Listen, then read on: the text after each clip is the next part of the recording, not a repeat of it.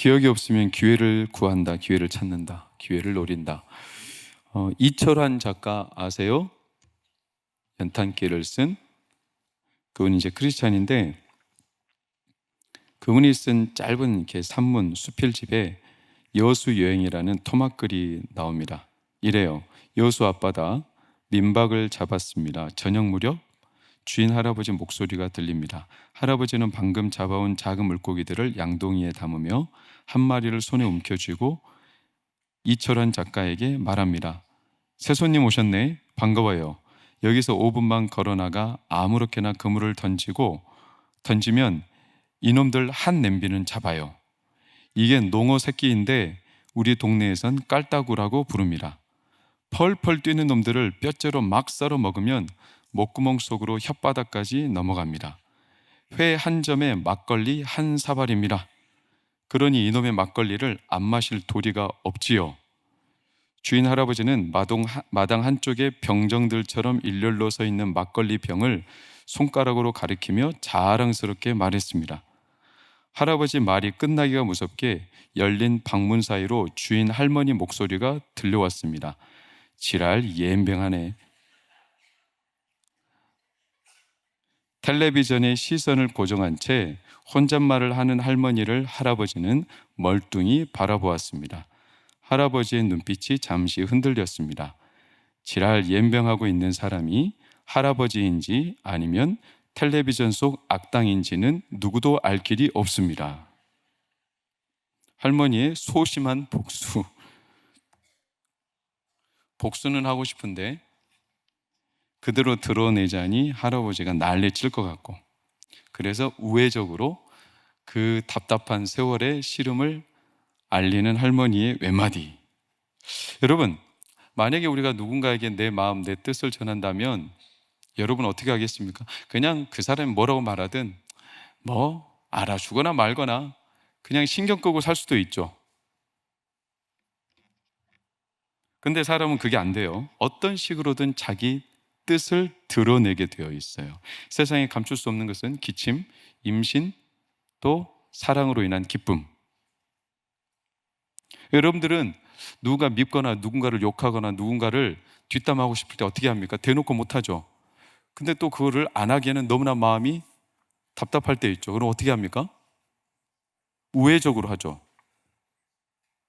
좋은 방법이 있어요. 가르쳐 드릴까요? 기침하면서 미친놈. 기침하면서 정신 나간 놈.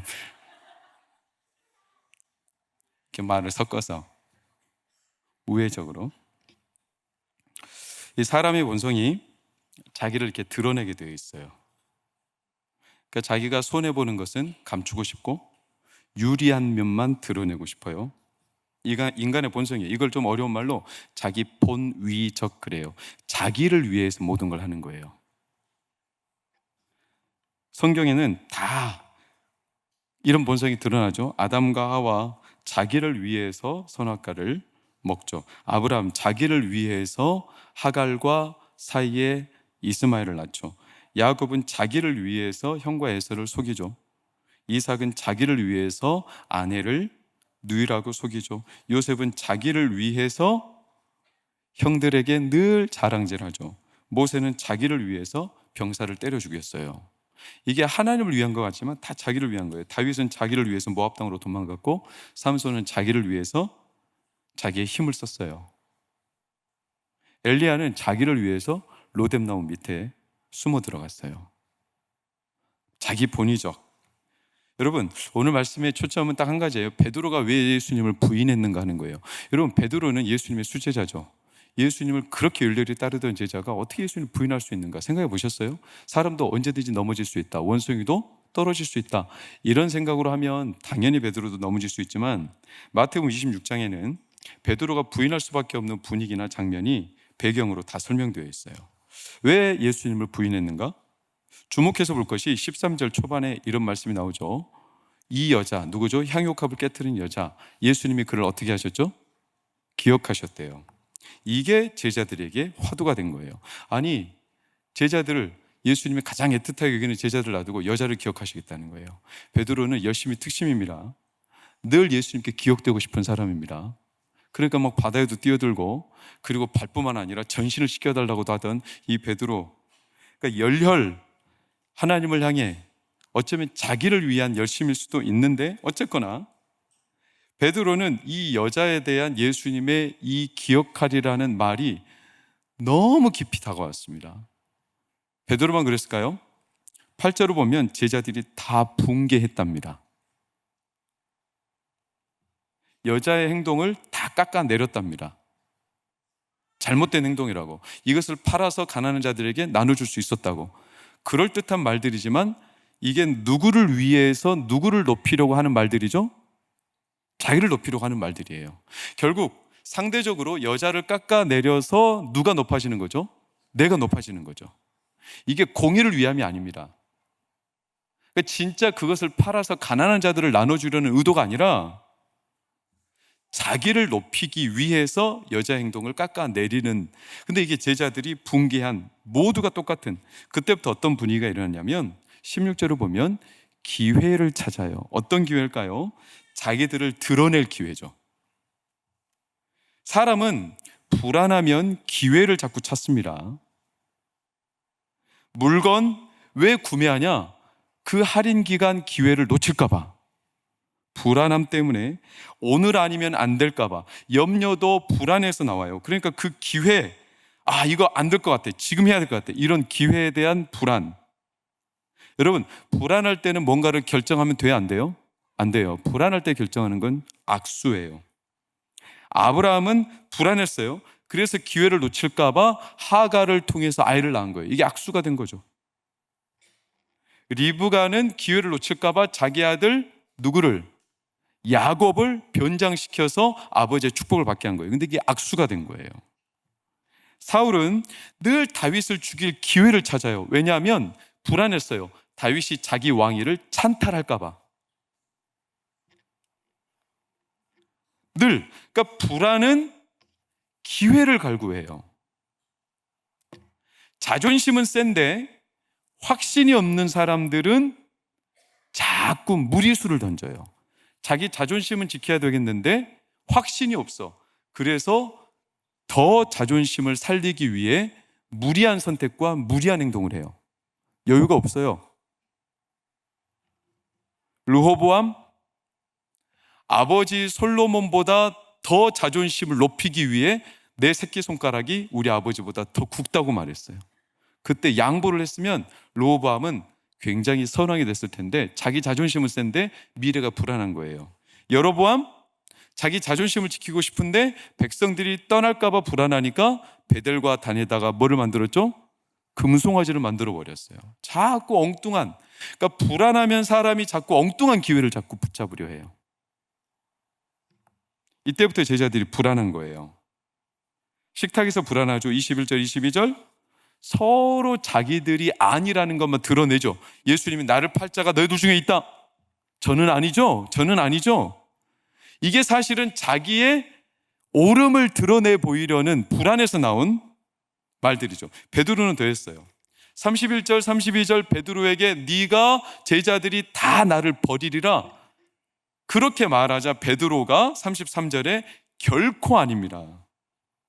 34, 35절에 죽을지언정 나는 부인하지 않겠습니다. 이게 사실은 베드로가 예수님에 대한 신의보다는 자기를 드러내고 싶은 거예요. 기회를 잡는 거죠. 그러니까 제자들이 하나같이 다 자기는 아니라고 부정해요. 예수님을 확신하는 데서 오는 게 아닙니다. 자기가 아니라고 발뺌하며 자기가 그런 사람으로 비춰질까 봐 불안함. 그래서 인정받아야 되고 그 기회를 잡으려는 거죠. 그러니까 봐봐요. 36절에 여러분, 기도하러 겟세마네 동산에 올라갔을 때 제자들을 데리고 따로 가죠. 3명, 베드로, 야고보, 요한. 그들이 기도가 될까요? 안 될까요? 안 돼요. 여러분, 불안하면 기도가 될까요? 안 될까요? 안 돼요. 불안하면 절대로 기도가 안 돼요. 왜 안 될까요? 불안하면 사람이 생각이 많아지니까 안 돼요. 쫓겨요. 43절 보세요. 예수님이 왔더니 피곤했다고 그랬어요. 피곤했다는 것은 다른 말로 쫓겨, 분주해, 뭔가 마음에 둘 곳이 없어요. 불안한 거예요. 그럼 평안하면 기도가 될까요, 안 될까요? 평안하면 잠자버려요. 그래서 기도를 못해요. 웃기죠? 불안하면 불안해서 잡생각 때문에 기도를 못하고, 평안하면 마음이 편안해서 그냥 자버려요. 그래서 기도에 두 가지 적이 있어요. 하나는 잡념이고 하나는 졸음이에요. 이 둘 중에 뭐가 더 고술까요? 뭐가 더 어려운 걸까요? 여러분, 졸음이 훨씬 기도하는데 적이 됩니다. 그러니까 오늘 밤 졸리면 일어서셔야 합니다. 이 자리에 나온 것만도 귀해요. 사실은 귀하지만 평안하면 기도가 될 것 같지만 졸려서 안 돼요. 그러니까 불안하니까 기도가 안 돼요. 여러분, 반대로 생각해 보세요. 그러면 확신이 있는 사람은 뭐를 할까요? 기도를 하죠. 그러니까 여자에 대해서 예수님이 내가 너를 기억하리라 그랬더니 제자들은 기회를 잡으려고 애썼죠. 오늘 설교의 제목이 기억이 없으면 뭐를 자꾸 붙잡아요? 기회를 붙잡아요. 그러니까 기억이 없으면, 누군가 나를 기억하고 누군가 나를 붙잡고 있다는 확신, 이 기억이 없으면 자꾸 사람이 기회를 붙잡으려 해요. 이 말씀을 꼭 기억해 두시면 좋습니다. 그러니까 여자를 기억하리라 그랬더니 제자들은 불안하기 시작했어. 나도 저렇게 기억되고 싶어. 근데 자기들은 예수님이 기억해 주시는 말씀을 한 번도 해준 적이 없다고 생각하니까 자꾸 불안해요. 여러분, 확신 있는 사람은 기도하는 이유가 뭐냐면 하나님이 나를 기억하고 계시다고 믿기 때문에 그래요. 그래서 기도하는 거예요. 하나님이 기억하시면 되지. 아니, 그 사람이 무슨 말을 한든 뭔 상관이야. 나를 뒤에서 욕하든 나를 뒤에서 씹든 내가 뭘 하든 그 사람이 자기 입 가지고 자기 주둥이 가지고 떠드는데 나는 아무 상관없어. 하나님 나를 아시면 돼. 하나님만 나를 아시면 되지. 할렐루야. 이게 진짜 그 사람의 마음이 단단한 강심장인데, 우리는 저 사람에게 내가 어떻게 보일까? 내가 어떤 사람을 비춰줄까? 그래가지고 기도를 하는데 잡념이, 진짜 기도가 잘 되는 사람은 하나님이 나를 기억하고 계시면 돼. 사람들이 나를 몰라줘도 돼. 내가 어떤 사람인지, 내가 과거에 무슨 일을 했다고 저 사람들이 떠들고 다니는지 난 상관없어. 하나님이 나를 아시는데 뭐가 어때? 이 사람은 진짜 기도의 문이 열리는 겁니다. 남이사 나를 어떻게 생각하든, 누가 그랬죠? 드보라가 뭐라고 합니까? 사실 드보라가 그 미디안 족속과 싸워서 영광을, 그 남자 이름이 누구예요? 히엘인가? 누구예요? 드보라가 영광을 주려고 했던 남자. 신대원 다니면 그 정도는 기억해야 되는 거 아니에요? 사사기 4장에 나오는데, 하여간 그 남성한테 네가 이 영광을 차지해라 그랬더니 남자가 마음이 약해가지고 난 무서워요. 그랬더니 드보라가 뭐라고 한지 아세요? 용기를 준 게 아니라 알았어, 너는 그만둬. 너 안 해도 딴 사람이 해. 누가 그랬죠? 모르드게가 하만이 유다인들을 다 죽이려고 하니까 모르드게가 에스더한테 편지를 보내요. 야, 우리 민족 다 죽게 됐다. 너 움직여라. 그랬더니 에스더가 나 지금 너무나 어려워. 나 왕한테 보인 지가 30일이 지났어요. 내가 지금 왕한테 나가면 나 죽어요. 모르드게가 그러냐? 너 어렵겠다. 괜찮아. 이렇게 했어요? 야, 너 지금 너가 아니면 할 사람 없을 것 같아? 너 안 하면 땡이야. 너와 너 집은 하나님이 기억 안 하실 거야. 그러나 반드시 이 일은 하나님이 이루실 거야. 누구를 통해서든지. 담대해요. 하나님은 결국 기억하고 계신다. 아쉽지 않죠? 누가 그랬죠? 예수님이. 사람들이 예수님 입성하실 때 막 사람들이 옷을 들고 호산나 다윗의 자손을 외치니까 사람들이 야 시끄러워 조용히 해. 그랬더니 예수님 뭐라고 호되게 나무랐냐면, 너희들 이 사람들이 조용하면 뭐가 소리 지르리라? 돌들이 소리 지를 거야. 사람이 하나님께서 영광 받는 이 일을 하지 못하면 심지어 돌들까지도 하나님께 영광을 돌린대요. 여러분, 남이 무슨 말을 하든 하나님은 기억하고 계시고 하나님은 아세요. 하나님이 아시면 하나님이 그 사람을 통해서 행하시는 겁니다. 그러니까 신앙생활은 기억과 기회 둘 중에 하나예요. 기억이 분명한 사람은 무게중심이 분명해서 잘 박힌 못이에요. 하나님 나를 기억하고 계셔. 그러니 그 사람은 엎드려 기도하죠. 근데 하나님이 나를 알고 계셔. 하나님이 나를 기억하고 계셔. 이 확신이 없는 사람은 늘 기회만 잡으려고 이리저리 노심초사 쫓겨다녀요. 이스라엘 백성이 왜 멸망했냐? 이사야 1장에 나오죠. 소도 구유를 알고 나귀도 주인을 알건만은 이스라엘은 하나님을 잊어버렸다.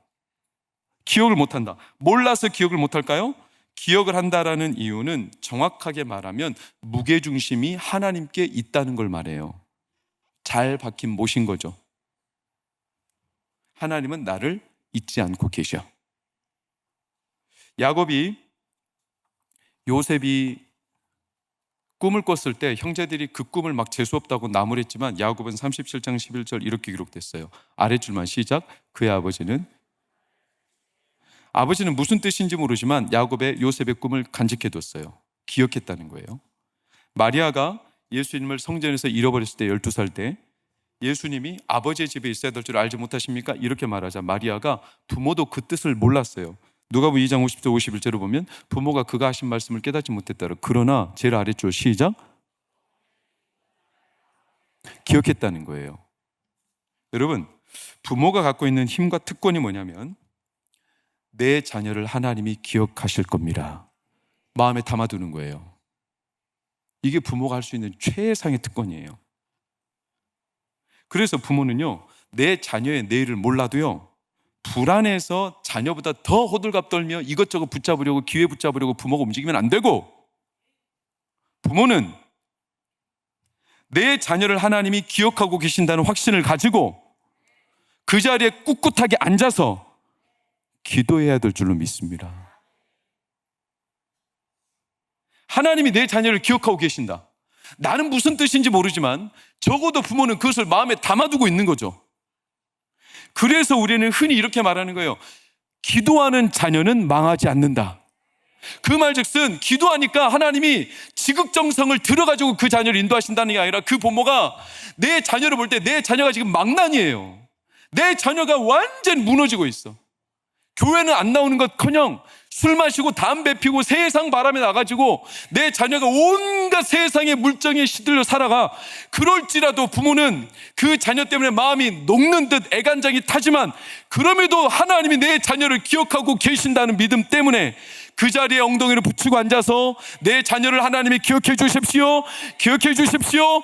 그 기억을 가지고 하나님 앞에 구할 때 하나님은 그 기도하는 그 부모의 기억을 하나님도 잊지 않고 계시기 때문에 그 자녀를 붙드시는 겁니다. 할렐루야.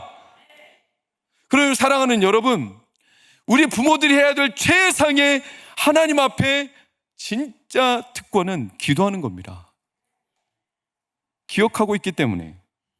유명하죠. 출애굽기 2장 23절 25절 제일 마지막 하나님이 이스라엘 자손을 돌보셨고 하나님이 그들을 기억하셨대요. 여러분, 왜 베드로가 예수님을 부인했을까? 오늘 41절 시험에 들지 않게 깨어 기도하라. 베드로에게 말한 거죠. 불안이 엄습하니까 자꾸 오만 가지 생각이 빠져요. 여러분, 시험은 제가 자주 말씀드렸죠. 충만하지 못한 상태라고 그랬어요. 푹 찔렀을 때 그에게 나오는 게 진짜 그 사람의 진면목이에요. 사람은 불안하면 그 안에서 자꾸 인간적인 생각이 튀어나와요. 푹 찌르면 절대로 마음에 하나님을 향한 확신이 나오지 않아요. 그래가지고 기도할 때도 온갖 잡생각, 갑자기 막 일이 터질 것 같은, 기도하다가 내가 이거 했나? 기도하다가 그 사람 어떡하지? 기도하다가 온갖 잡생각이 막 밀려옵니다. 그래가지고 기도하러 왔다가 잡생각 때문에 그냥 또르르 나가버립니다. 그거 해결한다고. 저도 마찬가지고 설교자들도 마찬가지예요. 설교자들은 설교를 준비할 때 저도 늘 부끄러운 거지만 설교 준비를 위해서 성경을 묵상하고 기도하면 안 되고 하나님을 묵상해야 합니다. 근데 급해요. 왜? 시간이 쪼들려요. 그래서 설교 준비하기 위해서 말씀을 들여다봐요. 설교 준비하기 위해서 기도를 해요. 아니, 하나님을 묵상하는 시간이 없어요. 그래서 기도하다가도 아이디어가 떠오르면 기도를 멈추고 아이디어 적으러 가고 있어요. 왜? 그거 놓쳐버릴까 봐. 이게 우리의 역설적인 문제죠. 우리 안에 절대로 불안할 때 하나님을 향한 확신이 나오지 않아요. 그러니까 기도한다는 건 하나님 나를 기억하고 계시고 하나님이 아신다라는 확신에서 출발하죠. 베드로는 이 확신이 없어요. 자기를 증명하고 싶어, 드러내고 싶어. 그래서 내가 예수님을 부인하지 않을 거라는 걸. 그래가지고 어떻게 하냐? 51절 보세요. 당장 뭘 들죠? 칼을 뽑아 들어서 예수님을 잡으려는 자 칼을 귀를 쳐버리죠. 자기를 드러내 보이고 싶은 거예요. 기회를 잡으려는 거죠. 이게 불안해서 그래요. 53절 예수님이 다그치죠. 야, 지금 12군단 더 되는 천사를 보내시게 할 수 없는 줄 네가 몰라? 왜 칼을 들어? 예수님은 너무나 당당하셨어요. 54절 56절 뭐라고 합니까? 만일 그렇게 안 하면 성경이 어떻게 이루어지겠냐? 예수님은 이렇게 잡혀온 상황에도 하나님의 말씀대로 이루어진다라는 확신에 차 있어요. 왜? 예수님은 신이라서가 아니라 예수님은 매일 아침마다 하나님 앞에 기도하며 그 마음을 하나님께로 향했거든요. 여러분, 베드로의 예수님을 부인하는 클라이막스는 58절 미행하죠. 멀찍이 예수님을 따라갑니다. 그리고 그 아랫줄 시작. 뭐를 보려고? 결말. 무슨 결말일까요? 예수님의 결말일까요? 네, 예수님이 어떻게 되는지 보려고 따라가실 거예요. 멀찍이. 수제자가 멀찍이. 근데 저는 여기서 너무 소름 끼치는 마음이 느껴지는 거예요. 그게 뭐냐면 베드로가 혹시 이런 생각은 안 했을까? 예수님이 너 나를 부인할 거야. 닭 3번 울기 전에. 예수님이 이 말을 한 뒤에 베드로가 이게 너무나 마음에 걸려요. 그래서 내가 예수님 부인하지 않을 거라는 걸 보이고 싶어. 나는 절대로 부인하지 않습니다. 근데 예수님이 끌려가 버렸어요. 그래가지고 예수님이 어떻게 되는가 멀찍이 쫓아간 미행을 하죠. 멀찍이 지켜보는 거예요. 뭘 지켜볼까요? 저는 이런 마음이 들었어요. 예수님이 나한테 부인한다고 했는데 그 일 일어나는지 안 일어나는지 지금 예수님이 끌려가는 상황에서도 계속 자기가 안 그럴 거라는 걸 보이고 싶은 거예요. 왜? 예수님이 끌려갔기 때문에 자기가 부인할 수 있는 상황이 지금 일어나요? 안 일어나요? 안 일어나요. 무서운 생각이죠. 그러니까 예수님을 멀찍이 따라간 베드로가 얼마나 비겁해지냐면 59절 60절을 보세요. 대제사장들 온 공회가 예수를 죽이려고 거짓 증거를 찾죠. 거짓 증인이 많이 왔어요. 그러나 증거가 있어요? 없어요? 없어요. 이걸 베드로가 봤을까요? 안 봤을까요? 봤죠. 멀찍이 있었잖아요. 어떻게 되는지. 그 거짓 증거가 난무해. 근데 이게 다 맞지도 않는 증거고 실제로 잡아갈 만한 증거가 하나도 없어요. 근데 이거를 짜고 치는 고스톱 같은 이 현장을 베드로가 지켜보고 있어. 그러면 거짓된 증거, 거짓된 알리바이라는 걸 알면 베드로가 가서 뭘 하면 될까요? 변호하면 되죠. 하나도 맞는 게 없다고. 뭐를 증거하기 위해서? 자기가 예수를 부인하지 않는다는 걸 증거하려면. 근데 그러지 않아요. 예수님이 의도적으로 아무 말도 안 하십니다. 거짓 증거를 해도 61절 아무 말도 안 하고 26장 61절 62절인가 봐요. 침묵하시죠. 침묵. 그러면서 사람들한테 예수님한테 비아냥거려요. 아래 빨간색 시작. 이게 너무나 무서운 고백이죠. 네가 하나님의 아들 그리스도인지 우리에게 말하라. 자, 질문 드려요. 네가 하나님의 아들 그리스도인지 가장 정확하게 아는 사람이 누구죠?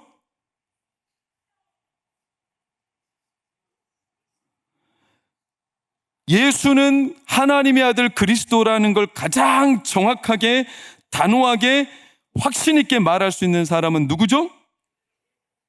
누구죠? 베드로요? 왜요? 왜요? 왜 이렇게 자신이 없어요? 왜 그렇다, 기면 기다, 아니면 아니다 말을 못해요? 왜 베드로가 가장 확신 있게 말할 수 있어요? 그렇죠. 성경에 3번이나 마태복음 16장 16절, 마가복음 8장 29절, 누가복음 9장 20절 베드로가 대답해요. 주는 그리스도시요 살아계신 하나님의 아들입니다. 이걸 최초로 말했던 장본인이 베드로고, 바요나 시모나 이걸 알게 한 분은 하나님이시다. 그것을 확신 있게 마무리해 준 분이 예수님이시고, 네가 알고 있는 게 정확하다. 그럼 사람들이 예수님께 네가 하나님의 아들 예수 그리스도야? 라고 말했을 때 이걸 가장 정확하게 가서 그분은 하나님의 아들 그리스도입니다 라고 변호하고 가장 강력하게 말할 수 있는 사람은 누구냐면 베드로죠. 왜 예수님이 침묵하셨을까요? 저는 이때 예수님이 의도적으로 침묵한 게 분명한데 왜 예수님이 침묵하셨을까? 저는 소름이 끼쳤어요. 예수님이 의도적으로 침묵하시면서 누구를 받는 줄 아세요? 누가복음 22장 61절 보세요. 누가복음 22장 61절 시작. 주께서 돌이켜 베드로를 보셨어요. 침묵하셨어요. 예수님은 내가 하나님의 아들 그리스도임을 증언할 자가, 예수님 스스로 증언 안 해도 예수님은 그리스도세요. 근데 이걸 증언할 자가 그 곁에 있어요. 멀찍이. 그는 자기가 하나님 가장 신실하게 따르는 사람이라고 스스로가 호언장담하며 자기가 그런 사람을 내보이고 싶었던, 그랬던 베드로가 왜 부인하게 됐냐? 그는요, 하나님 앞에 오늘 설교 제목처럼 기회를 찾는 거예요. 하나님 나를 알고 계시면 된다. 하나님 나를 이끌고 가신다. 하나님 나를 기억하시면 된다. 이 인격적인 관계, 하나님 앞에 내가 누구인가를 아는 것보다 기회를 노리는 거예요. 기회를 노리는 베드로에게 지금은 좋은 기회가 아니에요.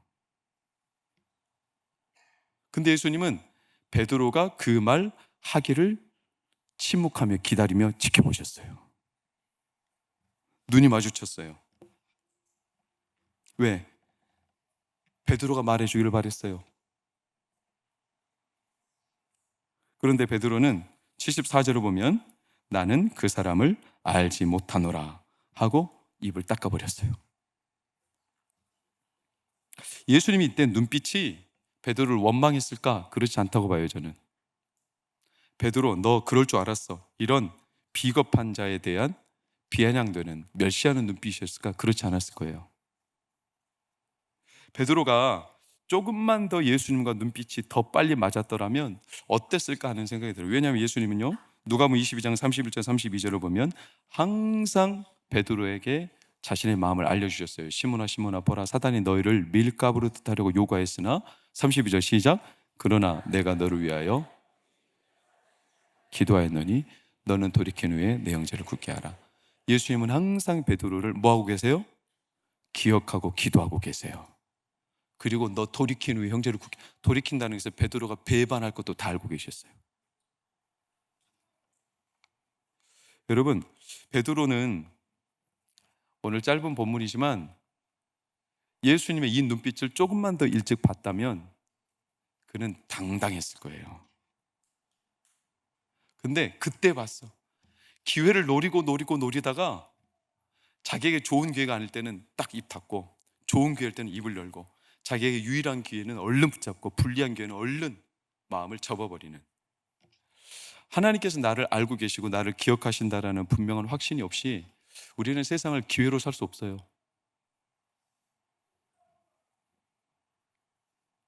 그래서 저는 우리 학생들이나 청년들이나 청소년들이나 저 자신에게 하나님을 만나는 게 중요하다고 늘 선포하는 거예요. 기회 잡을 수 있어요. 취업의 기회, 좋은 대학의 기회, 그리고 고등학교 3학년이나 2학년 때는 공부할 기회죠. 열심히 공부해야 돼요. 공부하는 게 잘못된 것도 아니죠. 그러나 그 기회들로 그들이 하나님을 만날 기회를 삼을 수만 있다면 저는 아주 좋다고 봐요. 그런데 과연 그 기회들이 하나님을 만날 기회인지, 아니면 내가 이 기회를 놓치면 내 인생이 끝날까 봐 불안함 때문에 놓치지 못하는 기회로 생각하는 기회인지. 여러분, 그래서 우리는 항상 하나님 앞에 기회를 구하며 하나님을 만나기를 힘써야 되는 겁니다. 오늘이 그 자리죠. 하나님을 만나는 건 불과 같아요. 처음에 불을 붙일 때는 불이 잘 붙어요? 안 붙어요? 안 붙어요. 바람이 세게 불 때는 불이 안 붙어요. 그렇죠? 불이 안 붙습니다. 열심히 라이터를 켜도 불이 꺼져 버립니다. 불안하고 바람 때문에. 근데 불이 한번 붙어가지고 불이 확 오르잖아요. 그때부터는 바람이 불면 불이 어떻게 될까요? 더 크게 타올라요. 물을 뿌리면 어떻게 될까요? 불길이 더 크게 타올라요. 아세요? 신기한 일이에요. 우리 자녀들이, 우리 동광교회가 불이 제대로 붙으면 세상에 오는 수많은 고난의 바람이 불길을 더 키웁니다. 그래서 불을 받는 게 중요합니다. 그래서 하나님을 만나는 게 중요합니다. 그래서 하나님과 눈 맞는 게 중요합니다. 베드로가 좀 더 일찍 예수님과 눈빛이 맞았다면, 근데 그 베드로를 예수님이 사도행전에 다시 일깨우시죠. 그래서 베드로가 진짜 의기가 다시 투합해서 일어나가지고 예수님이 가신 길을 걸어가는 용맹한 하나님의 위대한 사도가 되지 않습니까? 그리고 그는 거꾸로 십자가 지고 가지 않습니까? 왜? 그때는 진짜 알게 된 거죠. 뭘? 하나님이 나를 기억하고 계신다. 저는 우리 중등부, 고등부, 우리 유년, 초등, 소년, 그리고 청년부, 영아유아 유치, 그리고 우리 사랑하는 동광교회가, 농인부, 사랑부가 하나님을 뜨겁게 만나는 은혜가 있기를 축복합니다. 여러분, 불이 한번 딱 붙으면 그때부터는 진짜 세상의 바람이 우리를 더 하나님의 역사로 인도하실 줄 믿습니다. 그래서 오늘 기도하는 거죠. 불받기를 축복합니다. 우리 자녀들 불받기를 축복합니다. 우리 청년들 불받기를 축복합니다. 부모님들, 불안 때문에 자녀들의 기회를 붙잡으려 하지 말고 하나님이 내 자녀 기억하고 계시다고 확신하십시오. 그리고 기도합시다. 하나님 우리 자녀들 인도하실 겁니다. 반드시.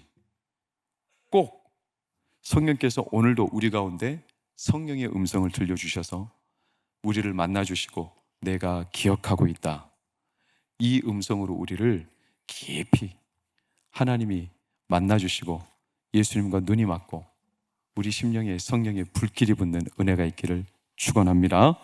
우리 찬양하며 기도하겠습니다.